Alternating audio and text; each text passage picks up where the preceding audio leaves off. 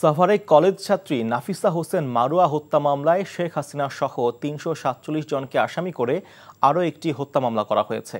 নাফিসার বাবা আবুল হোসেন বাদী হয়ে সাভার থানায় এই মামলাটি দায়ের করেন। ভোরে মামলাটি রেকর্ড করা হয়।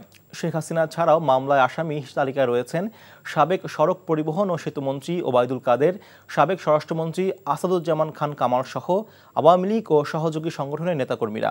ছাত্র জনতার আন্দোলনে গত ৫ আগস্টে সাভার মডেল মসজিদ কমপ্লেক্সের সামনে গুলিবিদ্ধ হয়ে প্রাণ হারান গাজীপুরের শাহাজউদ্দিন সরকারি স্কুল অ্যান্ড কলেজের দ্বাদশ শ্রেণীর ছাত্রী নাফিসা হোসেন মারুয়া।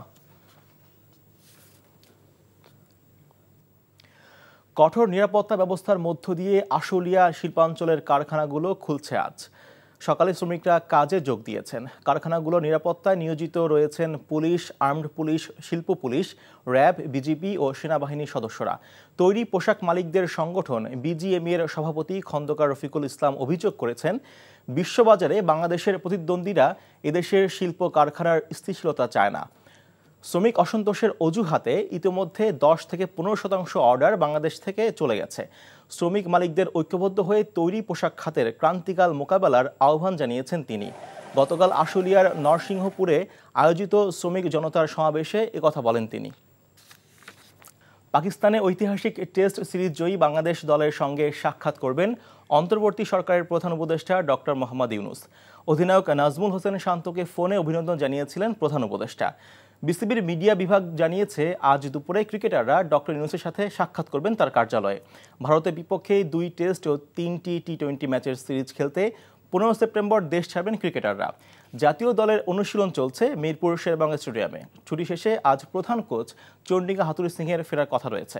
পাকিস্তানের প্রথম টেস্টে বাংলাদেশ 10 উইকেটে এবং দ্বিতীয় ম্যাচে জয়ী হয় 6 উইকেটে। ছাত্র জনতার আন্দোলনে গুলিবর্ষণ এবং হত্যা মামলায় রিমান্ড শেষে সাবেক 3 মন্ত্রী ও সাবেক 1 পুলিশের আইজির জামিন নামঞ্জুর করে কারাগারে প্রেরণের নির্দেশ দিয়েছে আদালত। জাসদ সভাপতি ও সাবেক মন্ত্রী হাসানুল হক ইনু, বাংলাদেশের ওয়ার্কার্স পার্টির সভাপতি ও সাবেক মন্ত্রী রাশেদ খান মেনন, সাবেক প্রতিমন্ত্রী জুনায়েদ আহমেদ পলক এবং সাবেক আইজিপি চৌধুরী আবদুল্লাহ আল মামুনের জামিন নামঞ্জুর করে কারাগারে পাঠানোর আদেশ দেয় আদালত। সকালে তাদেরকে রিমান্ড শুনানির জন্য আদালতে এনে জামিন আবেদন করেন আসামি পক্ষের আইনজীবীরা, কিন্তু জামিন আবেদন নাকচ করে আদালত তাদের কারাগারে পাঠানোর নির্দেশ দেন।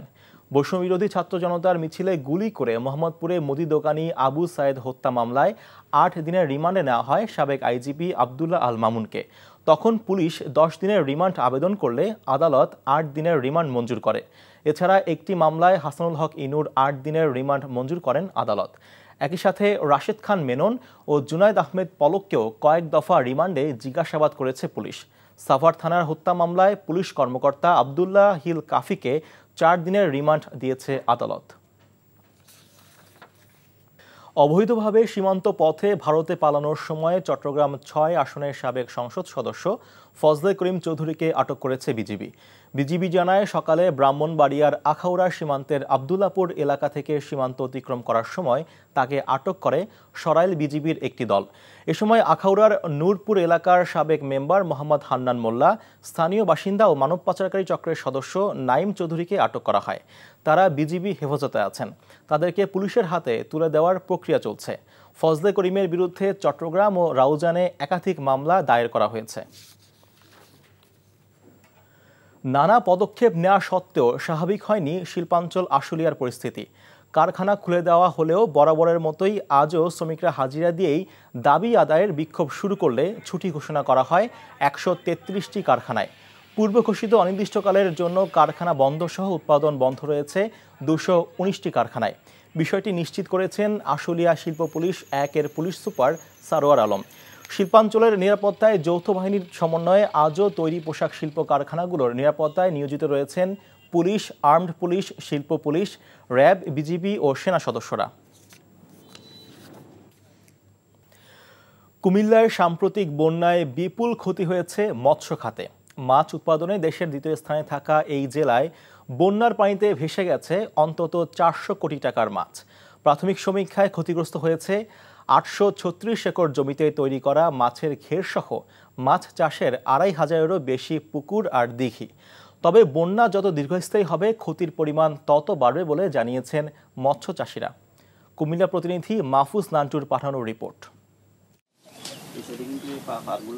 এবারের বন্যায় দুমড়ে মুচড়ে গেছে কুমিল্লার অবকাঠামো, ভেঙে পড়েছে জেলার 14টি উপজেলার অর্থনীতি, প্লাবিত হয়েছে কৃষিজমি, মাছের ঘের, রাস্তাঘাট ও ঘরবাড়ি।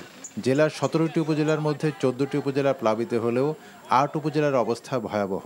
গোমতী, ঘুঙ্গুর ও শালদা নদীর বাঁধ ভেঙে মুহূর্তেই তলিয়ে গেছে কয়েক হাজার পুকুর, দিঘি ও ঘের। ভেসে গেছে বিভিন্ন জাতের মাছ। বন্যার পানিতে মৎস্য খাতে প্রাথমিক সমীক্ষায় ক্ষয়ক্ষতি ধরা হয়েছে 400 কোটি টাকা। তবে ক্ষতির পরিমাণ দ্বিগুণ হতে পারে বলে জানিয়েছেন মাছ চাষিরা। এখানে প্রায় 3 থেকে 3.5 কোটি টাকার মাছ গেছে, প্রায় আমাদের 4.5 থেকে 5 কোটি টাকার মাছ চলে গেছে। এখন কি আছে বলা যাইতেছে না, বাংলা মাছ কিছুই নাই। আমার মাছ এখানে প্রায় 1 লক্ষর মতো পাঙ্গাস বার হয়ে গেছে আমার এখানে, আর তেলাপিয়া আর বাংলা মাছ আমার এখানে নাই। কোনো ক্রমে কোনো কিছু পদক্ষেপ নিতে পারি নাই, হঠাৎ করে পানি ঢুকে দিয়ে মাছগুলো একবারে তলিয়ে সবগুলো মাছ চলে যায়। বন্যার পানিতে সবগুলো মাছ ভাসিয়ে নিয়ে গেছে। মাছ ছিল প্রায়, হিসাব করে দেখলাম 1,30,00,000 টাকার উপরে মাছ ছিল। জেলা মৎস্য কর্মকর্তা বলেন, টানা বৃষ্টি, নদীর বাঁধ ভেঙে বন্যার পানিতে কুমিল্লায় মাছের ঘের ও পুকুর দিঘি থেকে 400 কোটি টাকার মাছ ভেসে যায়, যার মধ্যে 10 টন চিংড়ি মাছ, অন্তত 10 কোটি টাকা মূল্যের পোনা মাছ রয়েছে। এছাড়া সরকারি 2টি মাছের পোনা উৎপাদন কেন্দ্রও ভেসে গেছে। অনেক পুকুরের অবকাঠামোগত কিছু সমস্যা হবে আর কি, যেমন পাড় ভেঙে গেছে, পানির সাথে বিলীন হয়ে গেছে। এইগুলো সব ক্ষতি মিলে এরকম একটা আমরা অ্যাজাম্পশন করতেছি যে প্রায় 400 কোটির মতো ক্ষতি হতে পারে। মৎস্য উৎপাদনে দেশের 2য় স্থানে থাকা এই জেলায় মৎস্য চাষিদের প্রণোদনা ও বিভিন্ন সহযোগিতার মাধ্যমে আবারও ঘুরে দাঁড়ানোর সহযোগিতা করবে সরকার, এমনটাই প্রত্যাশা সংশ্লিষ্টদের। NTV news desk. দেশের অর্থনীতির প্রাণ প্রবাহ হিসেবে খ্যাত চট্টগ্রাম বন্দর নিয়ে উদ্বিগ্ন বন্দর ব্যবহারকারীরা। কারণ দেশীয় বার্থ অপারেটররা দীর্ঘদিন ধরে সফলভাবে আমদানি রপ্তানি পণ্য হ্যান্ডেলিং করে আসছিল। এতে বন্দরও বরাবর লাভজনক অবস্থায় আছে। তারপরও বিগত সরকার চট্টগ্রাম বন্দরের গুরুত্বপূর্ণ বার্থগুলো পরিচালনার জন্য বিদেশি অপারেটরদের হাতে তুলে দিতে শুরু করে। বিনা কারণে এ ধরনের উদ্যোগ সমর্থনযোগ্য নয় বলে দাবি বন্দর ব্যবহারকারীদের। চট্টগ্রাম বন্দর নিয়ে আরও জানাচ্ছেন শামসুল হক হায়দরি, ক্যামেরায় ছিলেন এনামুল হক। চট্টগ্রাম বন্দরে নিজস্ব অর্থায়নে তৈরি পতেঙ্গা কন্টেইনার টার্মিনাল, প্রায় 1200 কোটি টাকা ব্যয়ে নির্মিত টার্মিনালটি পরিচালনার সক্ষমতা আছে দেশীয় বার্থ অপারেটরদের। এরপরও বিগত সরকার বিদেশি একটি সংস্থাকে টার্মিনালটি পরিচালনার দায়িত্ব দিয়ে দেয়। কোনো কারণ ছাড়া এই ধরনের একটি উদ্যোগ দেশের স্বার্থ বিরোধী বলে অভিযোগ বন্দর ব্যবহারকারীদের। প্রতি বছরই আমরা জানি যে সরকারি কোষাগারে অনেক টাকা চট্টগ্রাম বন্দর থেকে নিয়ে যায়, এটা লাভজনক প্রতিষ্ঠান বলে। কিন্তু এখন এইসব টার্মিনাল, এই পিসিডিটা দিয়ে দেওয়াতে চট্টগ্রাম বন্দরের সক্ষমতার জন্য কতটুকু সাহায্য হবে, এটা কিন্তু বড় একটা প্রশ্ন হয়ে দাঁড়াবে। এদিকে চট্টগ্রাম বন্দরের অত্যাধুনিক নিউমুরিং কন্টেইনার টার্মিনালের উপরও বিদেশিদের চোখ পড়েছে বলে অভিযোগ অপারেটরদের। বিগত সরকার তাদের সেই সময়ে পতেঙ্গা কন্টেইনার টার্মিনাল একটি বিদেশি সংস্থার কাছে দিয়ে দেওয়ার পাশাপাশি নিউমুরিং কন্টেইনার টার্মিনালও ছেড়ে দেওয়ার উদ্যোগ নেয়। প্রক্রিয়াটি এখন চলমান আছে বলে জানায় বন্দর কর্তৃপক্ষ। পিপিপি অথরিটিকে এটা একটা এর পরের ধাপ, যেটা এটা হচ্ছে আপনার স্ট্রাকচারাল রিপোর্ট একটা দেয় তারা, সেটা পরবর্তীতে দিবে। দেন পরবর্তী প্রক্রিয়াগুলো হবে, এগুলা মূলত পিপিপি অথরিটির মাধ্যমেই করা হচ্ছে। নিউমুরিং কন্টেইনার টার্মিনাল পরিচালনার দায়িত্বও বিদেশিদের দিয়ে দেওয়া হবে, এমন খবরে বিস্মিত ব্যবহারকারীরা। অত্যাধুনিক ইকুইপমেন্ট সমৃদ্ধ টার্মিনালটি শুরু থেকেই সফলভাবে পরিচালিত হয়ে আসছে এবং পূর্ণ উৎপাদন ক্ষমতা বজায় আছে বলেও দাবি বর্তমান অপারেটরদের।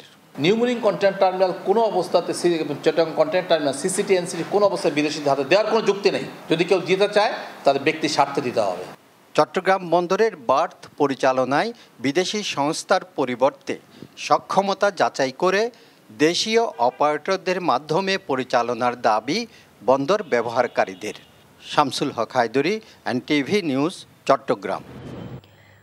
অন্তর্বর্তীকালীন সরকার দ্রুত সংস্কার কাজ শেষ করে নির্বাচন আয়োজন করবে বলে প্রত্যাশা ব্যক্ত করেছেন বিএনপি মহাসচিব মির্জা ফখরুল ইসলাম আলমগীর। নয়াপল্টনে সংবাদ সম্মেলনে একথা বলেন তিনি। ছাত্র জনতার গণ অভ্যুত্থানের সুফল নস্যাৎ করতে ষড়যন্ত্র ও অপপ্রচার চলছে বলে অভিযোগ করেছেন তিনি। ইমরুল আহসানের রিপোর্ট। সাংবিধানিক প্রতিষ্ঠানগুলোর সংস্কারে ৬টি কমিশন গঠন করেছে অন্তর্বর্তীকালীন সরকার। বৃহস্পতিবার এই বিষয়ে প্রতিক্রিয়া মির্জা ফখরুল ইসলাম আলমগীর বলেন, সরকারকে সময় দিতে চায় বিএনপি, তবে জন আকাঙ্ক্ষাকে গুরুত্ব দিয়ে সরকার দ্রুত সংস্কার কাজ শেষ করবে বলে আশা প্রকাশ করেন তিনি। মোটামুটিভাবে তার যে একটা ভিশন এই ইন্টারিম সরকারের, সেই ভিশনটার কথা মোটামুটি মোটা দাগে তিনি তুলে ধরেছেন। এখানে আমি মনে করি যে আমরা সংস্কারের কথা সবাই বলেছি, সংস্কার প্রয়োজন সেটা আমরা বলেছি, কারণ গণতন্ত্রকে একেবারে ধ্বংস করে ফেলেছিল এবং সেই ক্ষেত্রে অতি দ্রুত যেন এই সংস্কারের কাজগুলো শেষ করা হয়। মূল যে বিষয়টা রয়েছে এই গণতন্ত্রের জন্যে যে জনগণের প্রতিনিধিদের শাসন, তাদের পরিচালনা, তাদের শাসন, জনগণের নির্বাচিত পার্লামেন্ট দিয়ে দেশ চলবে, সেই বিষয়টা যেন আপনার অবশ্যই দ্রুততার সঙ্গে আপনার সমাপ্ত হয়, সেটাই আমাদের প্রত্যাশা থাকবে। আমরা আশা করি যে তারা যথাশীঘ্র সম্ভব স্বল্প সময়ের মধ্যে আপনার তাদের এই কাজগুলো শেষ করে তারা নির্বাচনের দিকে যাবেন। 15ই সেপ্টেম্বরের গণতন্ত্র দিবসের সমাবেশের প্রস্তুতি সভার পর সংবাদ সম্মেলনে বিএনপির মহাসচিব বলেন, গণ অভ্যুত্থানের সাফল্য নস্যাৎ করার চক্রান্ত করছে পতিত স্বৈরাচার। পতিত ফ্যাসিবাদ হাসিনা বিদেশে, ভারতবর্ষে আশ্রয় নিয়েছেন এবং সেখান থেকে যে অপপ্রচার চালানো হচ্ছে আপনার এই বাংলাদেশ সম্পর্কে, মানুষের সম্পর্কে, এই অপপ্রচারগুলো কখনোই গ্রহণযোগ্য হতে পারে না। বাংলাদেশের মানুষ এটাকে অবশ্যই তারা প্রতিবাদ করছে এবং এই ধরনের কোনো অপপ্রচারে তারা কান দেবে না, এটা আমরা বিশ্বাস করি। শিল্প খাতে অস্থিরতা তৈরির চেষ্টা চলছে মন্তব্য করে এর বিরুদ্ধে সবাইকে প্রতিরোধ গড়ে তোলার আহ্বান জানান বিএনপির মহাসচিব। Imrul Ahsan, NTV news, Dhaka. ভবিষ্যতে কোনো প্রধানমন্ত্রী যাতে একচ্ছত্র ক্ষমতা ধরে রাখতে না পারে সেজন্য সংবিধানের ৭০ অনুচ্ছেদের সংশোধনী দরকার বলে মনে করেন অ্যাটর্নি জেনারেল মোহাম্মদ আসাদুজ্জামান।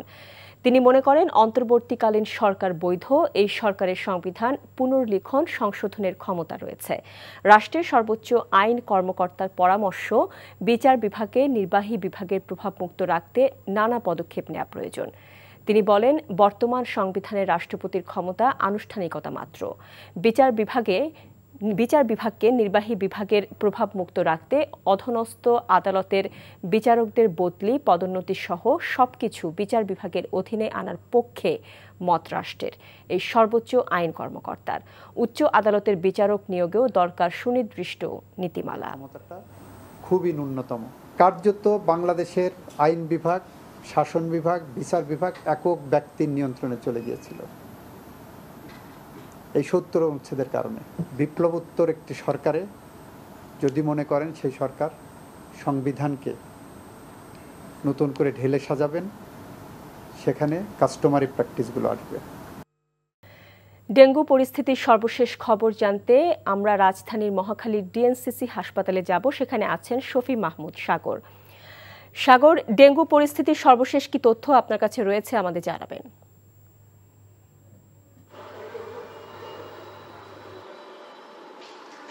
শাওন, ডেঙ্গুর প্রাদুর্ভাব এই মাসের শুরু থেকেই বেশ বেড়েছে। যদিও সারা বছরই ডেঙ্গুতে আক্রান্ত হয়ে প্রায় শখানেক মানুষজন মারা গিয়েছে এবং এর মাঝে পুরো বছর জুড়ে ১৭,০০০ মানুষের মতো আক্রান্ত হয়েছিল। কিন্তু আমরা দেখতে পেয়েছি যে সেপ্টেম্বরের শুরু থেকে এই মাসে মাঝামাঝি সময় পর্যন্ত এসে প্রতিদিনই কিন্তু গড়ে ২ থেকে ৩ জন মানুষ মারা যাচ্ছেন এবং ডেঙ্গুর যেই ভয়াবহতা সেটি কিন্তু ধীরে ধীরে প্রকাশ পাচ্ছে। এবং আমরা জানতে পেরেছি যে এই ডিএনসিসি কোভিড হাসপাতালটিতে আজকেও ৪ জন ডেঙ্গু রোগ নিয়ে ভর্তি হয়েছেন। এর পাশাপাশি এখানে এখনও ভর্তি আছেন বেশ কিছু রোগী এবং তাদের জন্য শুধুমাত্র ডেঙ্গু এবং কোভিডের জন্যই যেহেতু এই হাসপাতালটি এখন চালু আছে, তো এইখানে যারা আছেন মূলত তারা বেশিরভাগই এখন ডেঙ্গু রোগে আক্রান্ত হয়ে এখানে অবস্থান নিয়েছেন, এখানে ভর্তি হয়ে আছেন। এবং আমরা যেটি জানতে পেরেছি যে এই যা ডেঙ্গু রোগী যারা আছেন তারা প্রত্যেকেই প্রায় কয়েকদিন যাবৎ ধরে গায়ে ব্যথা বা তীব্র জ্বর এবং ডায়রিয়া সহ বিভিন্ন উপসর্গ নিয়ে ডেঙ্গুর উপসর্গগুলি তারা আসছেন এবং আসার পরে তারা পরীক্ষা নিরীক্ষা করে জানতে পেরেছেন যে তারা ডেঙ্গুতে আক্রান্ত হয়েছেন। তো ডাক্তার যারা ছিলেন তারা বলছেন যে এখন রোগীদের যে চাপটি ধীরে ধীরে বৃদ্ধি পাচ্ছে, তবে তারা এখনও রোগীদের সেবা দেওয়ার জন্য পুরোপুরি প্রস্তুত রয়েছেন।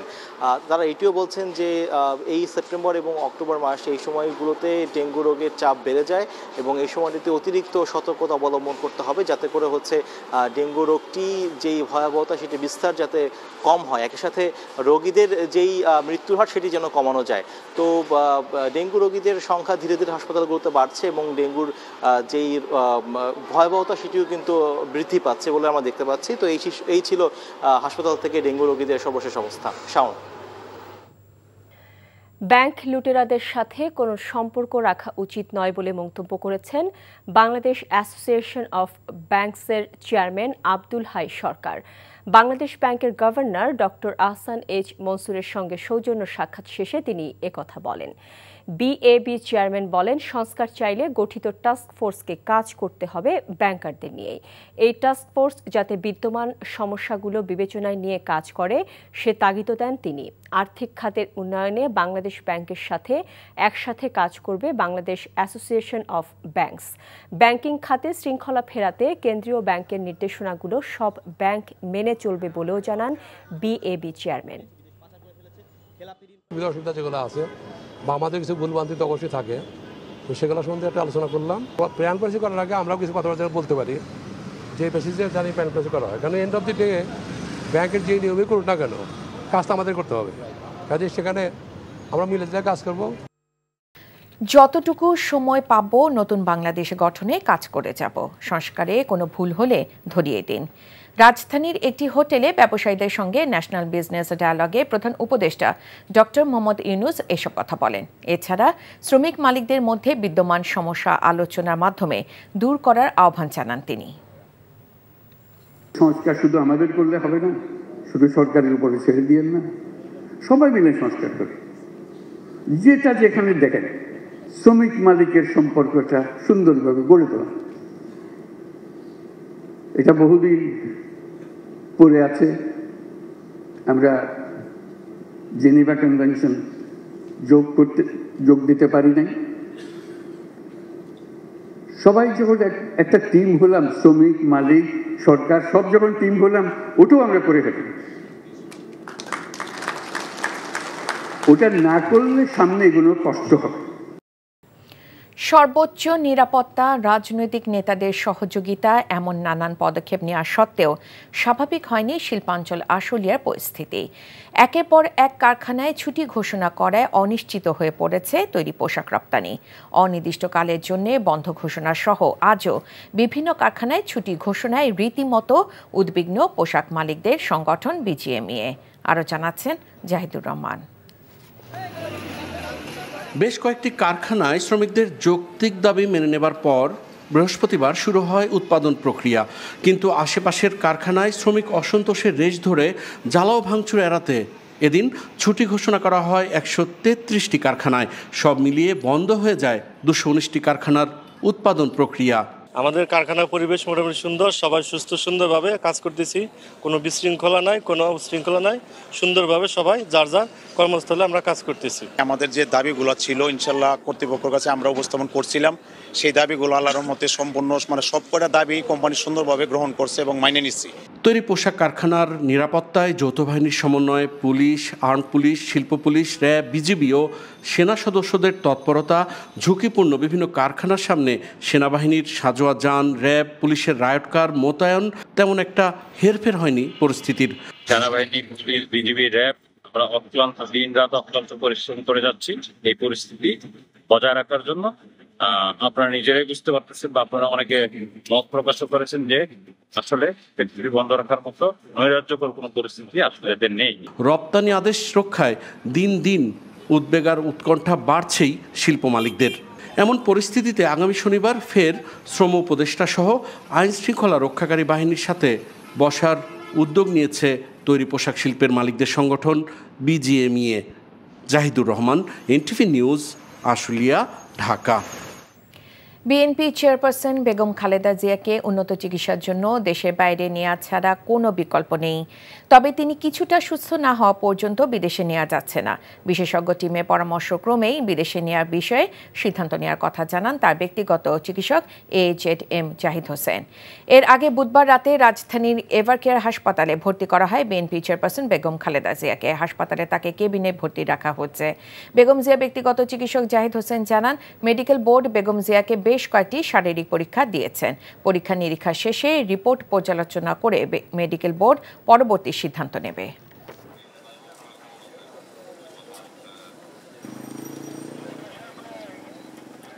মেডিকেল বোর্ড সে বিষয়গুলো বিবেচনায় নিয়ে দেশি বিদেশি সদস্যরা আলোচনা করছেন এবং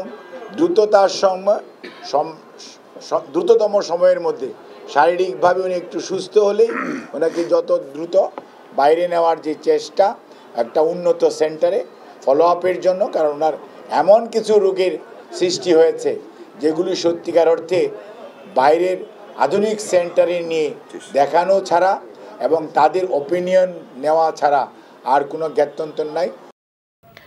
আওয়ামী লীগ নাটক আর নায়ক নায়িকাদের সংগঠন বলে মন্তব্য করেছেন বাংলাদেশ খেলাফত মজলিসের মহাসচিব আল্লামা মামুনুল হক। দুপুরে মাদারীপুর জেলায় নৈরাজ্যবাদের বিরুদ্ধে ও শান্তি প্রতিষ্ঠার দাবিতে গণসমাবেশে প্রধান অতিথি বক্তব্যে তিনি এসব কথা বলেন। মামুনুল হক বলেন, সামনে হিন্দু সম্প্রদায়ের দুর্গাপূজা আসছে, এই পূজায় তাদের সহযোগিতা করতে হবে, কোনো সাম্প্রদায়িক সহিংসতা করা যাবে না। এবার বন্যার্তদের পুনর্বাসন কর্মসূচিতে অন্তর্বর্তী সরকারের পাশে দাঁড়িয়েছে আকিজ ইনসাফ গ্রুপের বিস্কিট ব্র্যান্ড বেক্সম্যানস। এরই প্রেক্ষিতে সম্প্রতি প্রধান উপদেষ্টা ত্রাণ তহবিলে আকিজ ইনসাফ গ্রুপের কর্মকর্তাদের একদিনের বেতন প্রদান করা হয়। দেশের যে কোনো সংকটময় পরিস্থিতিতে মানুষের পাশে থাকার কথা জানিয়েছে তারা। শুরু থেকে বন্যার্তদের সহায়তা এছাড়া বৈষম্য বিরোধী আন্দোলনেও অ্যাম্বুলেন্স ও মেডিকেল সেবায় নিয়োজিত ছিল বেকম্যানস। সিরাজগঞ্জ এক্সপ্রেস ট্রেন পুনরায় চালুর দাবিতে সিরাজগঞ্জে মানববন্ধন ও জেলা প্রশাসক বরাবর স্মারকলিপি প্রদান করা হচ্ছে। সকালে আমরা সিরাজগঞ্জবাসীর আয়োজনে সিরাজগঞ্জ জেলা প্রশাসক কার্যালয়ের সামনে এই মানববন্ধন অনুষ্ঠিত হয়। মানববন্ধনে উপস্থিত ছিলেন সাবেক সংসদ সদস্য ও জেলা বিএনপির সভাপতি রোমানা মাহমুদ। বক্তারা বলেন, গত 4 আগস্ট থেকে সিরাজগঞ্জ এক্সপ্রেস ট্রেন চলাচল বন্ধ রয়েছে। এতে ব্যবসায়ী ও সাধারণ মানুষের ভোগান্তি পোহাতে হচ্ছে। মানববন্ধন শেষে জেলা প্রশাসকের কাছে স্মারকলিপি প্রদান করা হয়। Chief Advisor Professor Muhammad Yunus has said his interim government will work to rebuild the new Bangladesh. He urged all to point out the errors if they make on the way to the state reformation. Dr. Yunus urged the labor and owners of RMG sector to resolve the ongoing crisis through talks. He said this while addressing national business dialogue at a Dhaka hotel today. সংস্কার শুধু আমাদের করলে হবে না, শুধু সরকারের উপরে ছেড়ে দিয়েন না, সবাই মিলে সংস্কার করে যেটা যেখানে দেখেন শ্রমিক মালিকের সম্পর্কটা সুন্দরভাবে গড়ে তোলা। এটা বহুদিন পড়ে আছে। আমরা জেনেভা কনভেনশন যোগ দিতে পারি নাই। সবাই যখন একটা টিম হলাম, শ্রমিক মালিক সরকার সব যখন টিম হলাম, ওটাও আমরা করে ফেলি। ওটা না করলে সামনে এগুলো কষ্ট হবে। Production in 219 factories remains suspended today as workers in some factories continue strike and authorities of some other factories declared holiday due to the unrest. Of the 12 factories, the authorities concerned suspended the production in 86 factories, while the authorities concerned of 133 factories declared general holiday for today to avert any trouble. However, productions in some 88 factories in Dhaka EPZ area are going on in full swing. Police said no road blockade or demonstrations has been reported. There was no report of vandalism as well. Meanwhile, additional police were deployed in front of the factories to avoid further trouble. Labour and Employment Secretary H.M. Shafiquzaman has alleged that a vested quarter from inside and outside the country is instigating the unrest in the RMG sector. He made the remarks at Tongi today. আমাদের কাছে যেগুলো গোয়েন্দা তথ্য আছে সেখানে দেশ এবং দেশের বাইরে থেকে বিভিন্ন ইন্ধন জোগানো হচ্ছে এবং সেটি আমরা এখন ডিসক্লোজ করব না, আমাদের গোয়েন্দা রিপোর্টে তাই, এবং সেটার জন্য আমাদের ফরেন মিনিস্ট্রি আমাদের কমার্স মিনিস্ট্রি এগুলো নিয়ে কাজ করছে। PNP Secretary General Mirza Fakhrul Islam Alamgir has commended Chief Advisor Dr. Muhammad Yunus for his address to the nation, stating that it articulated the vision of the interim government. Speaking at a press briefing at the BNP's Noya Poltron Central Office, he also expressed hope that the government will swiftly implement the necessary reforms outlined by the Chief Advisor in this speech. The BNP leader emphasized that these reforms are crucial as the autocratic Sheikh Hasina regime has destroyed all state institutions. They hope that these reforms will be completed very promptly. He also expressed hope that the government will prioritize promptly establishing the rule of people's elected representatives and a people's parliament.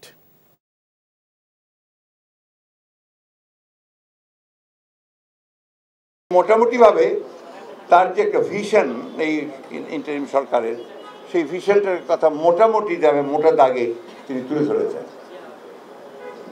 এখানে আমি মনে করি যে আমরা সংস্কারের কথা সবাই বলেছি, সংস্কার প্রয়োজন সেটা আমরা বলেছি, কারণ গণতন্ত্রকে একেবারে ধ্বংস করে ফেলেছিল এবং সেই ক্ষেত্রে অতি দ্রুত যেন এই সংস্কারের কাজগুলো শেষ করা হয়।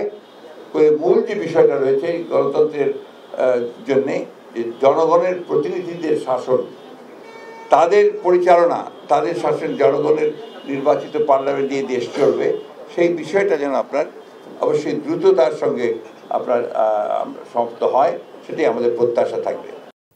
Article 70 of the Constitution needs to be amended, says Attorney General MD Asaduzzaman. The interim government led by Muhammad Yunus has been doing everything according to their constitution. This government has returned legality from the appellate division of the Supreme Court, he told the media today. কতটুকু ক্ষমতাবান এই সংবিধানে রাষ্ট্রপতির ক্ষমতাটা খুবই ন্যূনতম। কার্যত বাংলাদেশের আইন বিভাগ, শাসন বিভাগ, বিচার বিভাগ একক ব্যক্তির নিয়ন্ত্রণে চলে গিয়েছিল এই ৭০ অনুচ্ছেদের কারণে।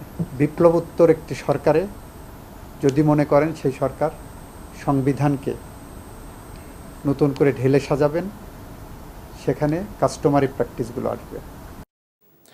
Sports news. Chief Advisor Professor Muhammad Yunus today accorded a reception in the Bangladesh cricket team following their 2-0 Test Series victory against Pakistan. Welcoming the cricketers at the reception, the Chief Advisor called their success in Pakistan a historic one and said that the whole nation was proud of their achievement. Professor Yunus reminded that the players of the power of sports in uniting a nation and recalled his recent engagement in the Paris Olympics, where he acted as an advisor and ambassador.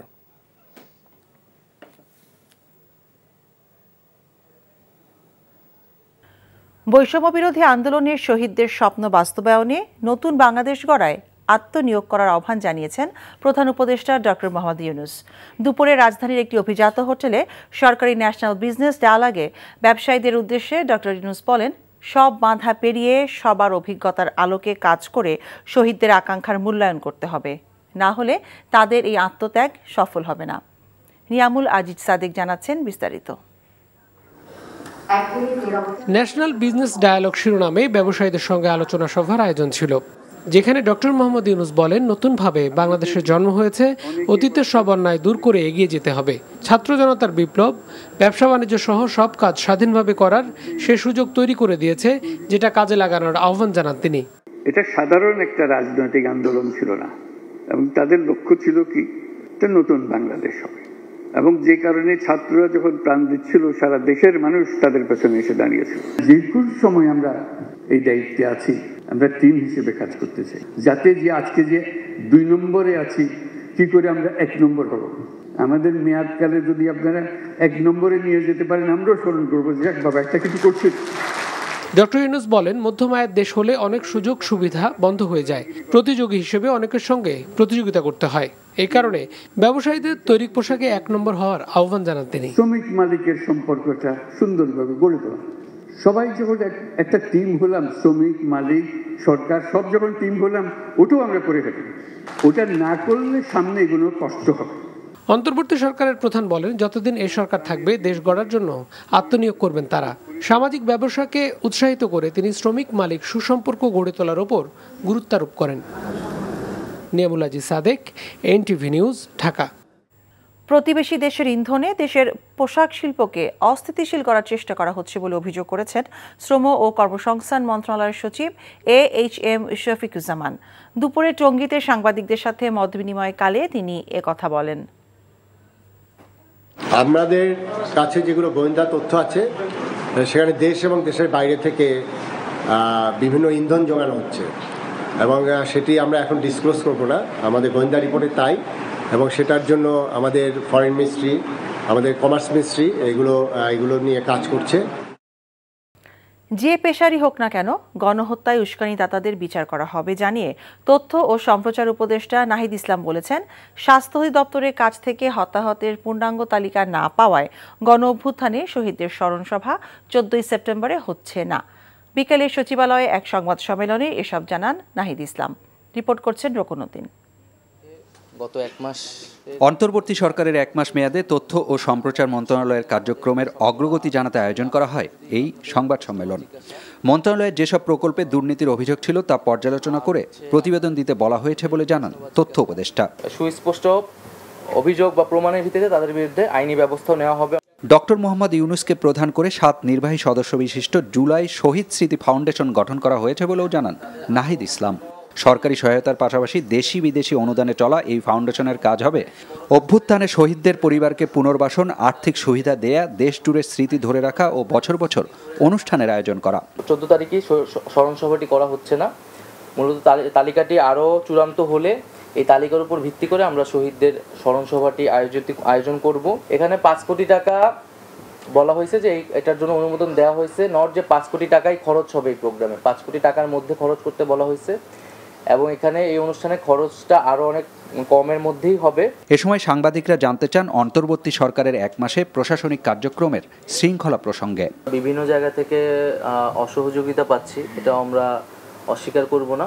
প্রশাসন আমরা ঢেলে সাজাচ্ছি এবং আমরা আশা করি যে খুব দ্রুত সময়ের মধ্যে যে প্রশাসনের যে স্থবিরতাটা সেটি আসলে কেটে যাবে। সাংবাদিকদের প্রশ্ন ছিল দেশ জুড়ে সাংবাদিক সহ বিভিন্ন পেশাজীবীদের বিরুদ্ধে ঢালাও মামলার বিষয়ে। জনগণের জায়গা থেকে বা উদ্দেশ্য প্রণোদিতভাবেও বিভিন্ন জায়গায় আসলে মামলা করা হচ্ছে। এই গণহত্যার সাথে যারা জড়িত, গণহত্যাকে নানাভাবে বৈধতা দিয়েছে, উস্কানি দিয়েছে, তাদেরকে এই বিচারের আওতায় আনা হবে।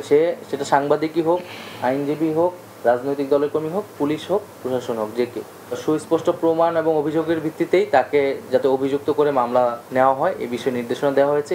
স্বাধীন গণমাধ্যম কমিশন গঠন ও পুলিশের সংস্কার কাজ চলছে বলেও জানান নাহিদ ইসলাম। Rokunuddin, NTV news, Dhaka.